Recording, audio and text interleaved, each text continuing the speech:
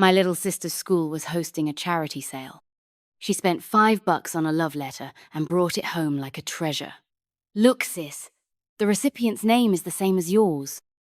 I stared at the love letter from 8 years ago, lost in thought. It was signed at the end. Luke. Wasn't that my cold and aloof desk mate back in high school now, my cold and aloof boss? Just as I was about to look into it, a call came in at home. A kid was wailing on the other end of the line. My uncle's gonna kill me. I'll give you $100. Just give that love letter back. Because of a mistake made by an intern, our whole team got scolded. As the team lead, I took the worst of it. By the time I walked out of the boss's office with my head down, the intern looked like she was about to cry. I'm sorry, Jennifer. It's my fault. I glanced at the dark circles under her eyes. We'd been working overtime like crazy lately, her included. I waved it off. It's fine. I'm used to getting yelled at. Doesn't even hurt anymore. Oh yeah, came a low voice. The intern jumped and I stiffened. Looking up, I saw Luke pushing open the office door, frowning slightly at me. Ugh, that cold, deadpan face. Just looking at it pissed me off. I forced a smile. Not really. Luke stared at me for a few seconds, then quietly shut the door again. On my way to grab water, I overheard the interns whispering. The boss is so mean to Director Jennifer. She's got nerves of steel. If it were me, I'd have quit already. I heard they were high school classmates. No way. And he still chews her out like that? Total savage. I shrugged. No kidding. Luke was a total demon. And we weren't just classmates. We sat next to each other for 3 years straight. Did he ever go easy on me? Not a chance. I was about to leave when I caught the shift in their gossip. Oh, right. I heard the boss is engaged. His fiancée even dropped him off at work the other day. Seriously, Luke, that ice block has a fiancée. I froze. My fingers curled slightly around the cup. I glanced at the office at the end of the hall. For some reason, there was a heavy feeling in my chest. After a month of hard work, the project finally made major progress. The company gave us 5 days off. The interns were so happy they almost cried. I turned down their invite to go out, packed my bags, and drove straight back to my hometown. I hadn't been back in 6 months. Luckily, home was only about 100 kilometers away, just over 4 hours by car. By the time I arrived, it was late at night. My sudden return gave my mum a scare, but she was delighted and went to make up my bed. My dad hummed a tune as he started cooking a midnight snack. I put away my luggage and gently pushed open the door to a small room. Under the dim light from the living room, I saw a little girl fast asleep under the covers, her face peaceful and sweet. Isabelle was a surprise my parents had late in life, back when I was in high school. It took me a while to get used to suddenly having a baby sister, but as Isabelle grew, she became cuter by the day she got my mum's patience and my dad's smarts. She clung to me too. Whenever she got something nice, she always thought of me first. Early the next morning, I woke up to a little noise and saw Isabelle perched beside my bed, eyes shining. Sis, you're back. Mm-hmm, I murmured, eyes still shut. Be good. Let me sleep a little longer. Okay, I'm going to school. I'll bring you a gift when I get back. I muttered something back.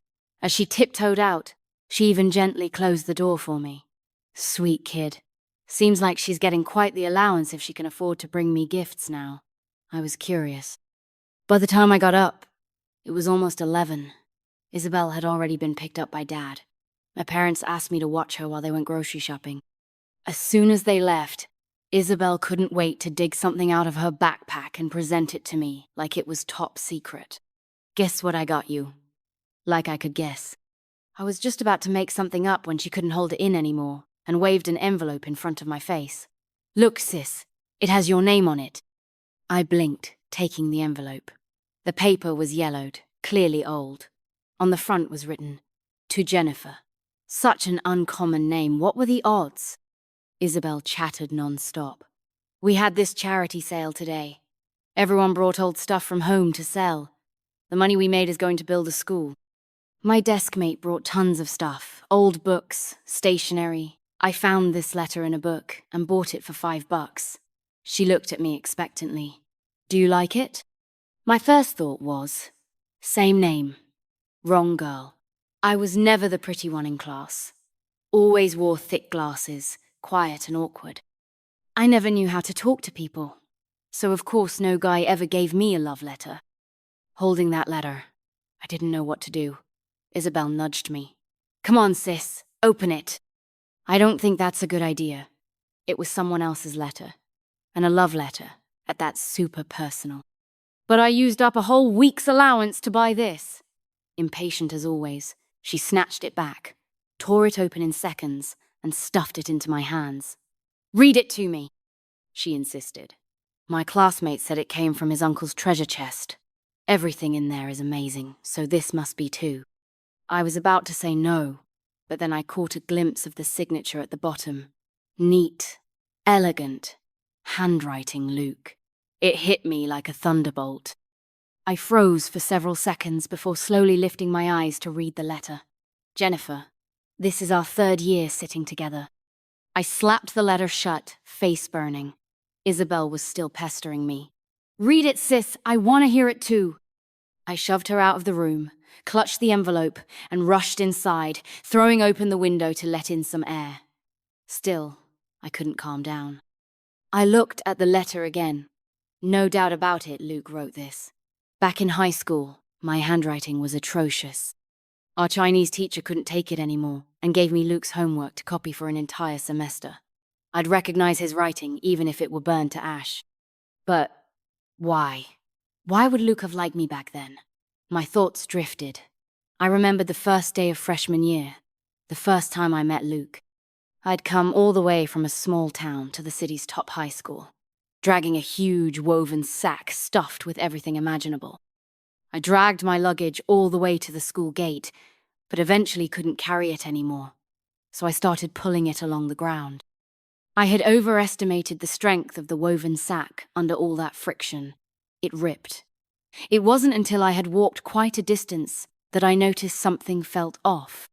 Turning around, I saw my things, books, stationery, toiletries, lunchbox scattered along the path behind me. Everyone around was staring at me, some even laughing out loud. Damn, country girl just arrived in the big city. Look at that sack, legendary. My face flushed bright red. I crouched down and started picking up my things one by one, but I hadn't gotten far before I bumped into a boy coming toward me. He was tall, good-looking, with a backpack slung over one shoulder, arms full of random items. I picked up the ones ahead, he said calmly. Glancing over my shoulder, he looked down at the torn sack. Do you have any other bags? I shook my head awkwardly, too embarrassed to meet his eyes. He paused, then took a few books out of his backpack and handed it to me. Here, use this for now. Dazed, I accepted the black backpack from him. How do I return it to you? I asked. He pointed to the books I had just picked up. Aren't you in class 3, grade 10 too? I froze and glanced at his book. Cover it had his class, a name written on it. Class 3, grade 10, Luke. If we're talking about who liked whom, first it was me. But that crush faded before anything ever came of it. After graduating college, I ended up interning at a no-name company, only to realize it was his startup. That's when I realized he owned the place. Life's like that. The gap between people only grows wider. While I was still figuring out how to make ends meet, Luke was already starting a business and climbing the ladder. So why had that love letter ever been written in the first place? No matter how hard I thought about it, I couldn't figure it out. Could it be that Luke still? My heart started beating faster at the thought, but then I remembered the gossip I'd overheard in the break room. Luke might already have a fiancé. So that letter, real or not, belonged to the past.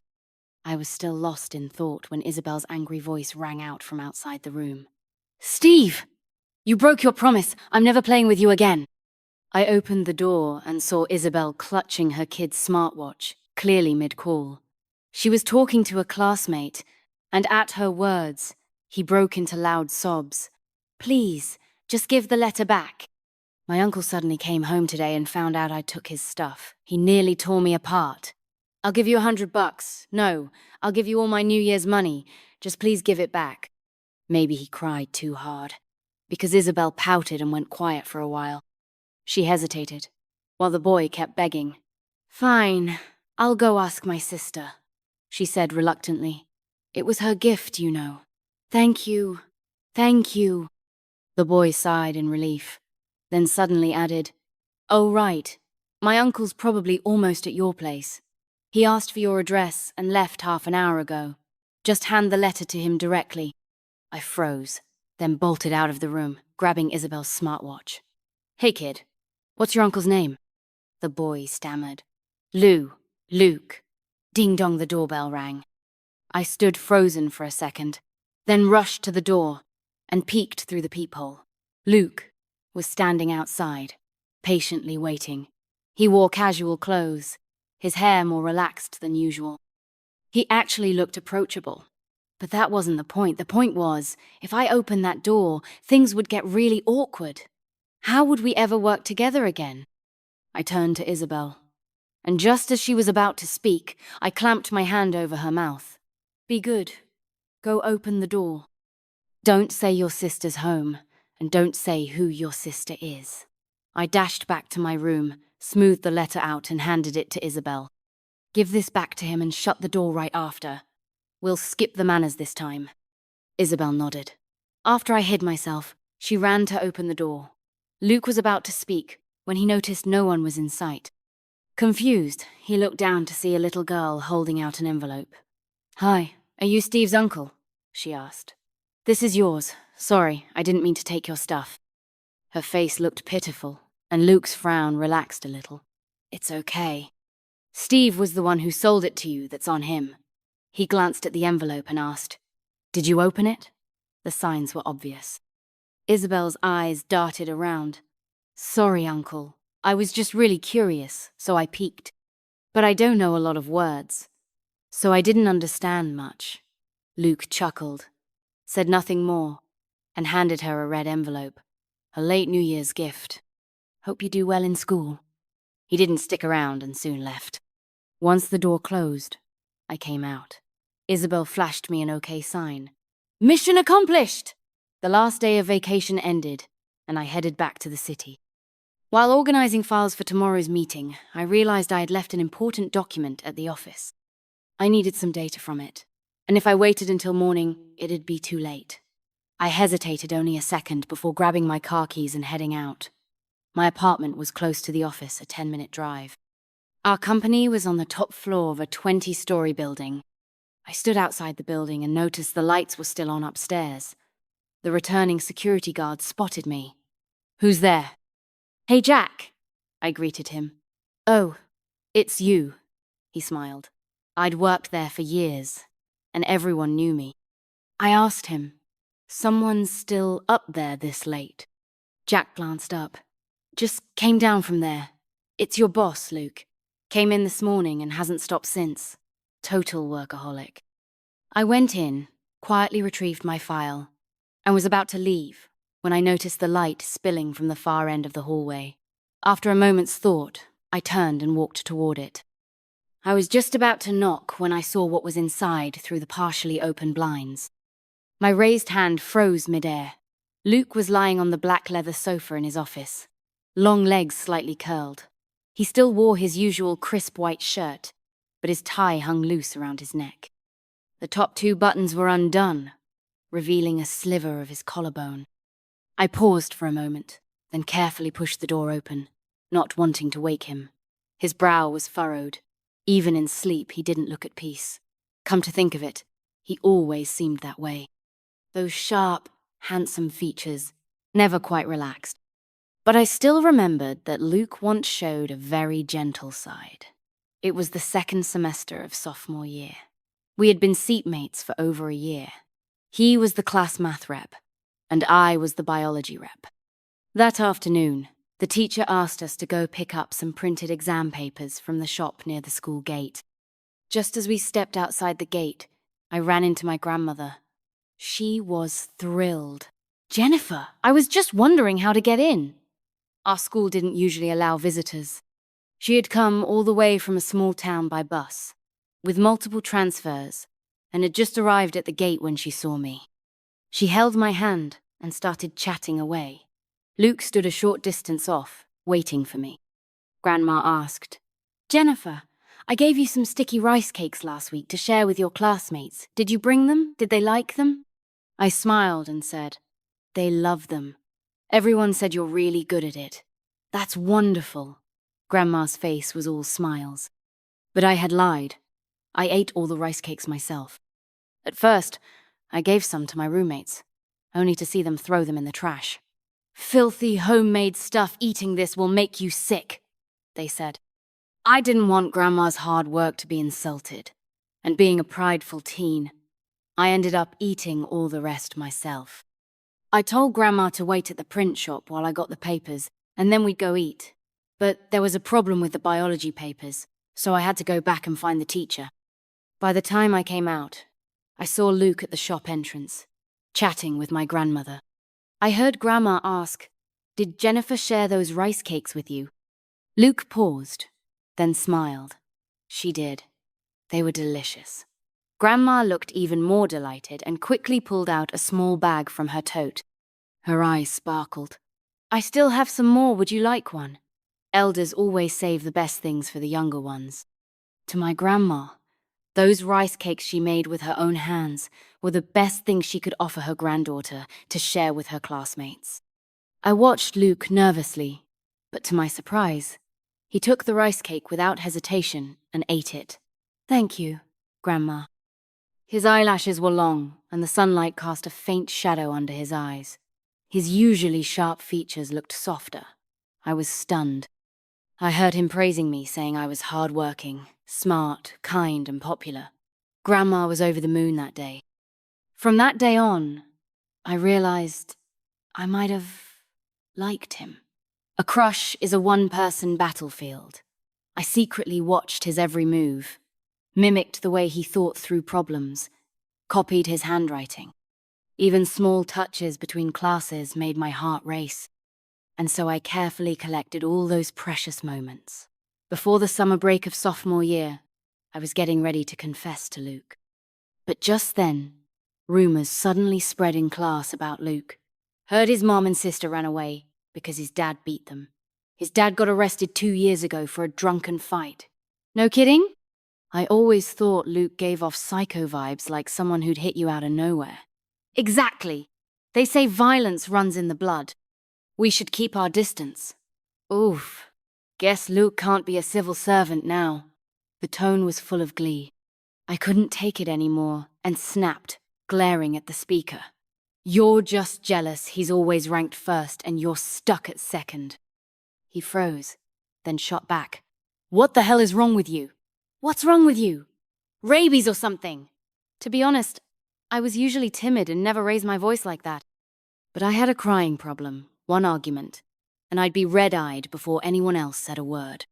So when Luke came in with the teacher, all he saw was me yelling and crying like a mess. We were both called out of the classroom and made to stand in the hall. The teacher asked what happened. We looked at each other and said nothing. He was guilty. I didn't want Luke to hear and be hurt. My crush ended that summer. I had finally worked up the courage to confess. It was the last day of summer break. I followed the address I remembered and found Luke's home. It was in an old alleyway, houses crammed side by side. In front of his house, a few people were standing around. "Beating the kid again, what a sin! Shouldn't we stop him? What if he gets hurt?" "Don't bother. Just a few days ago, old Yang tried and got hit too." I rushed forward, and just then, a loud crash came from inside. I looked through the courtyard gate just in time to see Luke get kicked out through a slammed door. "You little bastard." A tall man followed him out and kicked him hard. "You dare fight back?" The man was big, but drunk, swaying slightly. Luke wiped the blood from his mouth, got up, and tackled him to the ground. "Why don't you just die?" "Why don't you die?" Luke fought back, but the man got angrier and more violent. "If I die, I'm taking you with me, you little bastard." "You think you're grown now?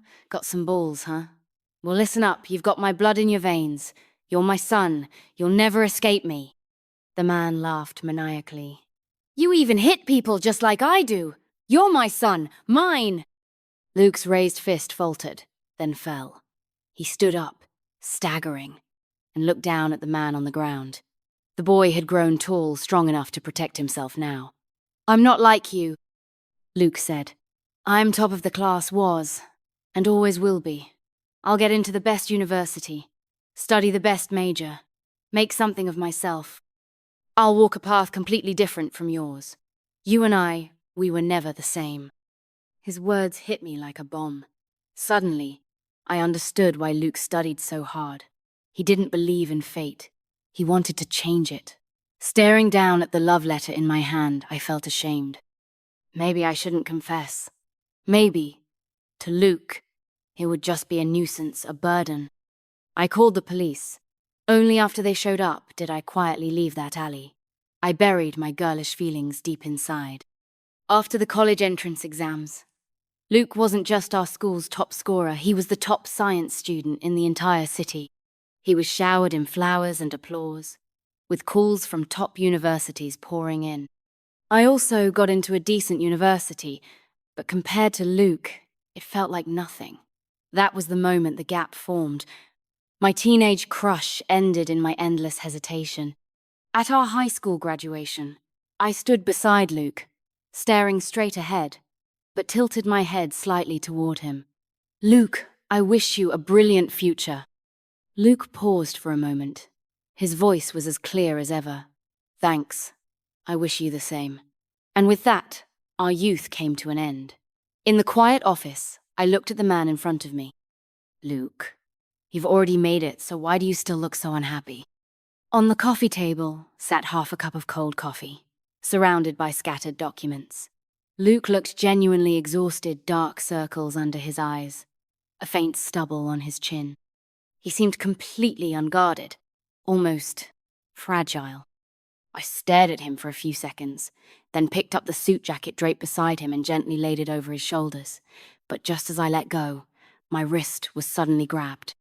Startled, I looked up and locked eyes with Luke. My heart skipped a beat. His gaze was dazed at first, but quickly sharpened. His grip on my wrist was tight, and I winced. He let go immediately, voice hoarse. What are you doing here? I stepped back and replied, I came back to get a document. Saw the lights on here, so I checked in. Luke glanced down at the suit jacket that had slipped onto his lap. After a brief silence, he got up and poured himself a glass of water. Just as I was about to quietly slip out, I heard him call my name. I stopped. Director Luke, do you need anything? He looked at me for a few seconds before saying, Sorry for the way I spoke to you in front of the interns. I hadn't expected an apology. I quickly replied, It's okay. Our team did mess up. It was my responsibility. No need to worry about it, Director Luke. He paused. You? For some reason, I got nervous. Just as my heart was clenching, he changed the subject. You should head home, drive safe. Got it, Director Luke. I quietly opened the door and left, exhaling deeply. After 5 consecutive workdays, I collapsed into sleep Friday night, like a rock. When I woke up, it was almost 10. I checked my phone and found hundreds of new messages in the intern group chat. Intern Emily had lost a necklace. Her mom had it blessed at a temple, a jade Buddha that meant a lot to her. She'd searched everywhere and was now asking if anyone had seen it. Could the cleaning lady have picked it up? What if she swept it away thinking it was trash? I sent a voice message to comfort her. Don't worry. Can you narrow down the time you lost it? I'll check the surveillance for you. Emily thought for a moment. Maybe around 4 or 5 in the afternoon. I took off my jacket because I was hot. Maybe it fell then. I had access to the surveillance system, so I pulled up the footage, found her desk, and reviewed it several times. Finally, after zooming in and watching carefully, I saw something fall when she removed her jacket. A colleague passing by accidentally kicked it under the desk. I breathed a sigh of relief, captured a screenshot, and sent it to Emily. Thank you so much, Jennifer. I'll grab it on Monday. No problem. Glad it turned up. I exited the chat and was about to close the footage when I accidentally hit the mouse. The video jumped ahead to 9 p.m., and Luke flashed across the screen. I froze. Luke was still working at 9 p.m. But that area wasn't on his way out of the building. Driven by curiosity, I clicked back a few seconds.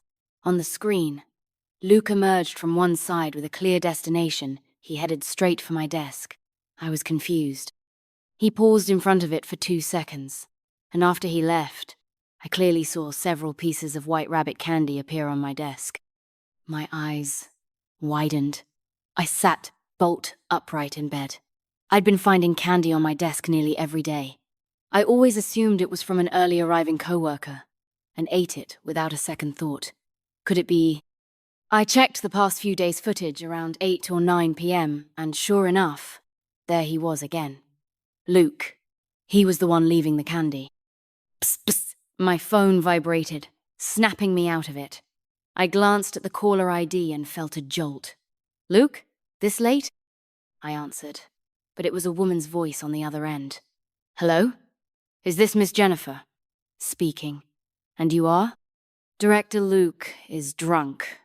I think you'll need to come pick him up. By the time I drove to Tingju Courtyard, it was already 11. Outside a private room, a graceful, elegant woman was on the phone. When she saw me, she smiled, said something to the caller, and hung up before walking over. I froze. I recognized her. An intern had once shared photos of her with Luke in a private group chat. Everyone said she was his fiancée. I stared at her in a daze. You got here fast, Miss Jennifer, she said, pointing inside. Lukey drank too much, mind giving him a ride home. Lukey, how intimate. A pang of jealousy rose in me for no reason, though I kept my face calm and smiled back. Sure. Are you heading home with us too? I figured they both drank and needed a designated driver. But to my surprise, she hesitated. Home? Yeah, home. Oh, Luke and I don't live in the same direction, she explained. Besides, my husband's already on his way to pick me up. No need to worry about me. Husband? I blinked. She saw my face and realized. Did you think I was? I laughed awkwardly. Director Luke's fiancé. Ha ha ha! She laughed heartily. I'm 10 years older than him. That's rich. She reached out her hand. Nice to meet you. I'm Julia, one of Luke's business partners. Julia had been Luke's upperclassman and one of the original co-founders of his company. Later, I had to leave for family reasons. My husband and I started our own business, but Luke and I kept in touch. Tonight's dinner was my idea, just a project discussion. He just had a little too much to drink. I quickly apologized. Sorry, Miss Julia, that was a misunderstanding. No worries. Julia called over a server to help get Luke into my car. Once I was in the driver's seat, I awkwardly asked, Ms. Julia, do you happen to know Director Luke's home address? Now it was Julia's turn to look surprised. You don't? I blinked. Was I supposed to? She explained. Aren't you his assistant? I laughed. No, I'm not. Wow, my mistake. His phone has your number pinned at the top. I just assumed you were his assistant and called you. I'll send you the address. Drive safe. Even after driving a long way, my heart was still racing. Julia's words kept echoing in my mind. His phone has your number pinned at the top. I glanced in the rearview mirror. Luke's face was slightly flushed from the alcohol. I looked away, but a few seconds later, I couldn't help glancing back. This time, our eyes met. My hand trembled, and the car swerved slightly. Luke pressed his fingers to his temples, looking slightly uncomfortable, but still let out a faint laugh. Stop staring at me. Keep your eyes on the road. Oh, okay. My face flushed as I straightened up and focused on driving, not daring to sneak another glance. I should have been grateful Luke wasn't fully drunk. Though a little unsteady on his feet, he could still walk home on his own. As soon as Luke got home, he collapsed onto the sofa. I ran into the kitchen, rummaging high and low until I finally found a bottle of honey in the otherwise empty pantry. The water I poured was too hot, so, while waiting for it to cool, I checked my phone and saw several messages from Julia, who had just added me on WeChat. I knew you looked familiar. I just remembered I was the one who recruited you when you joined Luke's company. There were so many college grads applying back then. Honestly, your resume didn't stand out. You were initially screened out, but Luke saw it and brought it back. He said our company needed someone like you. And now, it seems he was right. You're capable, patient, and understanding. Having you around really boosts team cohesion. Keep going, girl! There was so much packed into those few lines, I had to take a moment to process it. Then I replied, "Someone like me?" "Yes," she said. "Luke said you're a Jennifer kind of person." I turned toward the living room. Luke was leaning back on the sofa, chest rising and falling as he breathed heavily. Clearly, the alcohol was hitting him.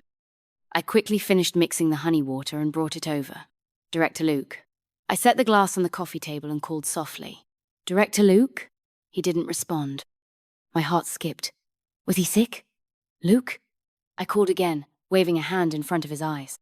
Slowly, Luke opened his eyes and reached up to grab my moving hand. He looked up at me, his dark eyes glassy with moisture, as if shrouded in a light mist. "Jennifer." "Huh?" My heart was racing, but I tried to play it cool and pulled my hand back. "Here, drink some water." Just as I turned to grab the glass, he grabbed my wrist again and pulled me into his arms. I fell onto the sofa, landing against Luke's burning chest. Even through his shirt, I could feel his pounding heartbeat. His arms wrapped tightly around my waist, chin resting in the crook of my neck, breath hot against my skin. "Don't go. I won't." I felt all the blood rush to my face. His lips brushed faintly against my ear, sending shivers down my spine. I kept telling myself, Luke's drunk. A drunk man's actions are irrational, meaningless.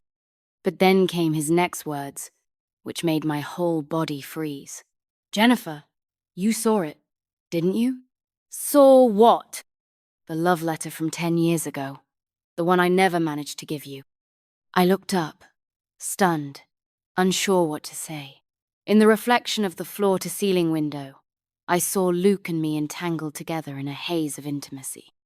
His voice was lazy, slurred by drink, but his words were clear. "You know, your name suits you so well. You're the most beautiful person I've ever met." He wasn't heartless. He noticed when others treated him kindly. When he was sick, his thermos always had hot water. Someone collected his homework and placed it neatly on his desk. There was no mysterious helper in class. Oh wait, there was. Just one who was terrible at hiding it. So obvious it wasn't hard to guess. That girl named Jennifer was always sweet and obedient. The only time she got in trouble was when she stood up for him. She cried while yelling, looking absolutely ridiculous, but that moment stayed with him for years. No one had ever defended him so fiercely. After the college entrance exams, he never got to deliver that letter. That day, he and his father had the biggest fight of their lives. His father broke his arm. He cracked his father's head with a brick. The neighbors were so scared they called the police. As they were taken to the hospital, he looked out from the ambulance window and saw Jennifer. Her family was standing outside an ice cream shop, each holding a cone, laughing and playing. An ordinary but enviable family. And on that same window's reflection, he could see his own bruised, battered face. What did top grades matter? His life was still a mess. He was never aloof, he was just ashamed. That shame clung to him like a shadow. He couldn't get rid of it, couldn't escape it. When he was a sophomore in college, his father suffered a brain hemorrhage and fell into a coma. Luke used all his spare time to work part-time, scraping together enough to keep that man alive year after year. People told him to let go. Why save a man so vile? Luke didn't want to save him. But if he didn't, people would say he was heartless. Say father and son are the same. Like father, like son, neither of them any good. People always love drama, so he made it his mission to prove he wasn't like that man. 2 years ago, that man finally passed away after lying in a hospital bed for years. That winter day, Luke stood by the bed from dawn till dusk, not with satisfaction, Not even sorrow, just relief. He thought, if sunlight were to shine on him now, he finally wouldn't have to hide. All the shame and pain he'd carried was gone. With you, I always hesitate. Afraid I'm too late. Afraid it's still too soon. So I kept putting it off. As I listened to him, a wave of bitterness surged in my chest. His arms tightened around me, and my heart pounded faster and faster. By my ear, I heard his low murmur, "Jennifer, I like you." A confession years in the making. I froze, eyes stinging. So it hadn't been just me all these years. Jennifer. Luke's voice was clearer now, seemed the alcohol was starting to wear off. But he still didn't let go. Your ears are so red. Embarrassed. I wriggled free. It's late, Director Luke. You should get some rest. I'm heading home. But as soon as I took a step, he wrapped his arms around my waist again. His face pressed against my stomach, one hand bracing my lower back. The heat of his palm made me want to pull away. I don't feel so good. Can you stay with me a little longer? Drunk Luke was nothing like his sober self. I had no defenses. Just a few soft words and my legs nearly gave out. Luke gently pulled me closer, guiding me onto his lap. His body radiated heat, and so did his gaze. I could barely meet his eyes. "Luke, you're drunk." "I'm not," he said, looking up at me. "I know who you are. I know exactly what I'm doing."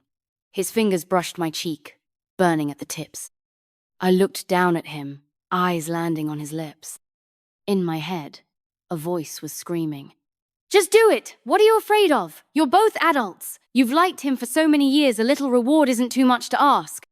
That voice shattered my last thread of reason, so I cupped his face and leaned down to kiss him. The kiss barely touched before I panicked and tried to pull away, but Luke's lips met mine again the next moment. At first, it was soft, tentative, like he was testing the waters, like he needed to be sure. His lips tasted faintly of alcohol, warm and tender. My breath caught, and my heart pounded so hard it felt like it might burst. Luke's hand slid to the back of my head, deepening the kiss with a gentle force that left no room for retreat. My rationality crumbled bit by bit, like I'd fallen into an ocean named Jennifer. Everything around us blurred away, feeling his hot breath and the lingering kiss. My hands instinctively reached for his shoulders. The next morning, I ran. I snuck out of the apartment building like a thief, only to be stopped by a patrolling security guard. It was a high-end complex with tight security. The guard eyed me. "Haven't seen you before. Which unit are you from?" I stammered out Luke's address. "Can you just let me go? I've got something urgent." I needed to get home and change. The guard checked something. "That's odd. You're not registered. That unit belongs to a male owner and—" I cut him off, flustered. "I'm his girlfriend." "Oh," the guard said, as if it all made sense. I let out a sigh of relief and was just about to leave when he added, "Hang on, let me call the owner to confirm." "Me?" Before I could stop him, the call was already going through. "Hello, Mr. Luke." And that's how Luke came downstairs and took me away. There was a smirk tugging at his lips. It made my blood boil. "You think this is funny?" "Not at all." Luke took my hand and led me back into the apartment. "Why were you running?" I didn't say a word. Truth was, I was scared. Scared that maybe last night was just a drunken whim for him, and I'd taken it too seriously. Luke paused mid-step, as if he'd read my thoughts. He gave my hand a squeeze. "Girlfriend, what do you want for breakfast?" I blinked at him. "What? Did you call me?" "Girlfriend," he repeated, leaning in slightly, eyes narrowing playfully. "You said it first. You planning to take it back?" "Of course not." I turned my head and coughed awkwardly.